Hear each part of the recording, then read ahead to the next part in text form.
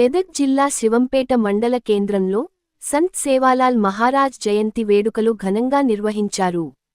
గిరిజనుల ఆరాధ్య దైవం సంతు సేవాలాల్ మహారాజ్ జయంతి సందర్భంగా నిర్వహించిన ప్రత్యేక కార్యక్రమంలో ఎమ్మెల్యే సునీతా లక్ష్మారెడ్డి పాల్గొన్నారు.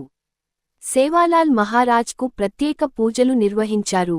రాష్ట్ర ప్రజలంతా సుభిక్షంగా ఉండాలని, పాడి పంటలు బాగా పండాలని కోరుకున్నట్లు తెలిపారు.